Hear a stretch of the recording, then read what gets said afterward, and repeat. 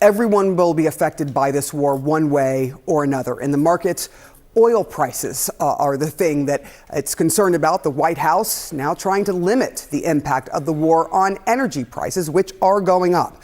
President Trump announced he ordered the U.S. Development Finance Corporation to provide political risk insurance and guarantees for all maritime trade through the Gulf. He also vowed that the U.S. will ensure the free flow of energy to the world and that the Navy would escort tankers through the Strait of Hormuz if necessary. Now, the Strait of Hormuz is one of the world's most vital shipping lanes. You can see it at its narrowest point. It's only about 21 miles wide, basically a pinch point that has been effectively reduced to just a trickle now. About 1/5 of daily global oil production passes through the strait every single day. That is a total of about 20 million barrels of oil. Here's a look at how this oil makes it to the rest of the world. The Energy Information Administration estimates that 84% of the crude oil and 83% of liquefied natural gas that moves through the strait in 2024 went to Asian markets. And in total, about 38% of oil alone went to China. CNN's Eleni Zholkos is in Abu Dhabi with more on this story. What are you learning about what is happening here, a very important thoroughfare for oil? Yeah, exactly. And, you know, seeing that picture, you can see the choke point, but you also need to understand this is such an important artery to move energy products to specifically Asia, as you say, and even the rest of the world. And closing this Strait of Hormuz has unbelievable impact on oil prices as well as gas prices. Now, oil prices at this minute are slightly softer, but you've got to remember over the last 5 days, Brent crude has increased by around 12%. So this is a confluence of issues that we're seeing playing out right now. Firstly, you've got a lot of tankers, big vessels that are already loaded up. They're just standing by to try and get through. And because the war risk premium has increased so dramatically, President Trump is intervening to try and mitigate this enormous disruption by saying that they're going to bring in the Development Finance Corporation to assist, and then importantly also saying if needed, they will be escorted by the U.S. Navy. Speaking to experts, I've heard that they're not really sure how this is going to be implemented or whether it will work. They also say don't expect volumes to increase pre-hostility levels. In fact, there's a lot of reticence because shippers have actually suspended their operations in fear of what's to come. The Iranian Revolutionary Guard has specifically said that not a drop of oil is going to pass through the strait. We are hearing from analysts that a few tankers have been able to pass through by switching off their satellite systems, and a lot of them are operating in the dark. Make no mistake here, you're also seeing another supply shock coming through, and this is because you're seeing the Iranian government coming through and targeting critical energy infrastructure across the region, from Oman to here in the UAE and also in Saudi Arabia, that important LNG terminal in Qatar, where Qatar has completely suspended the gas production there that supply around 20% of total gas around the world. We're also hearing news that Saudi Aramco's largest oil refinery, there was another strike there again, attempted strike. Damage has not been assessed as yet, but this is the second in the last 48 hours. So this is pretty serious, where you see energy infrastructure coming into question.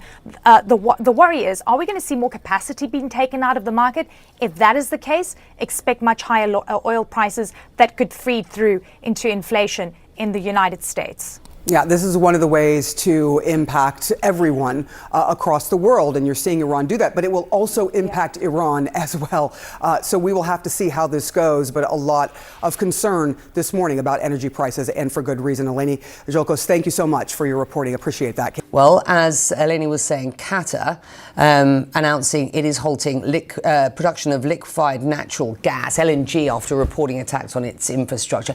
Let's get more then on the concerns facing these energy markets with Robin Mills, who's the CEO of the Dubai-based consultancy firm Camet Energy. It's good to have you.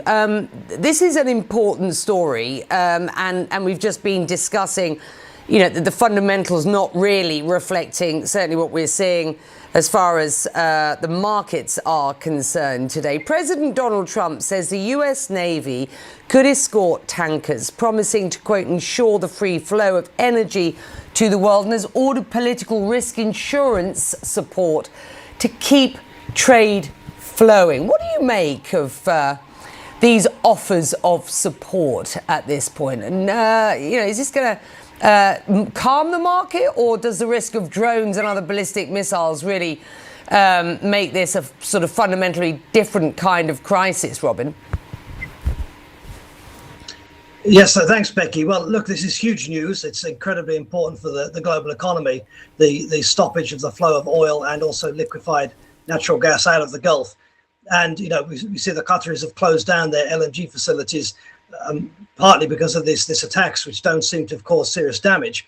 But the point is they would have had to have closed down anyway, because if they can't get the LNG out and their storage tanks fill up pretty quickly, then obviously at that point they have to stop producing. And the same will apply to oil, and Iraq has already cut back on oil production for the same reason. So getting tankers moving in and out of the Gulf again safely is, in the pretty near future, is absolutely critical. This initiative of Donald Trump's, okay, some details to be worked out, but something like this is needed to tackle the security issue of these vessels, but also critically the insurance issue. And let's talk about that. Staying with the Strait, you write, and I quote here, a complete closure of the Strait of Hormuz for longer than a couple of weeks is unlikely. The US Navy and allies would clear mines, sink the remaining Iranian warships, and eliminate missile launches, all of which, by the way, they have told us they will do within a week of the beginning of this. But drones, you say, could keep up a cheap campaign indefinitely and be almost impossible to stop. What does that actually mean in practical terms for oil prices, for insurance markets and the broader Gulf economies? Are we talking about temporary volatility here, or a structural shift in the way that global energy and trade flows operate and the perception of this part of the world? Yeah, well, we've seen over the past couple of years the Houthi forces in Yemen harassing shipping in the southern Red Sea and almost closing it to a lot of shipping through these pretty simple attacks without actually having to damage or sink many ships. So I kind of see two phases here. The first critical phase in which some kind of military action, as you allude to, gets the strait reopened and gets shipping moving again, and including an insurance solution, some kind of emergency insurance. But indeed, then potentially a more chronic phase of attacks by drones on ships that cause a continuing level of danger, cause ships to be very cautious about going in, restrict traffic, don't stop it entirely, but do cut it back. And that could go on a long time until there's some kind of a political solution to this conflict. Insurance rates already elevated, reportedly up 50% for voyages into the Gulf. It's not clear how long this can go on. How prepared are shipping companies and insurers for what could be repeated drone attacks over a long period, or disruptions in the Gulf? Well, I think at the moment the situation is, okay, people are looking at their insurance. All the current policies have been invalidated, obviously. So there needs to be some kind of emergency insurance, and that might involve some kind of perhaps a US backstop for reinsurance. Some kind of solution like that is essential. After that, if we go into a kind of chronic phase of lower level insecurity, insurance rates will be elevated, but not to the same extent. But then we have to consider the safety of the mariners. There's, I think, one sailor been killed already in an attack on a tanker. There was another attack on a container vessel just a few hours back. So I don't think the major shipping lines want to put their people in serious danger either. Always good to have you, Robin. Thank you for joining us. Critical times, important to get your insight and your analysis. Thank you.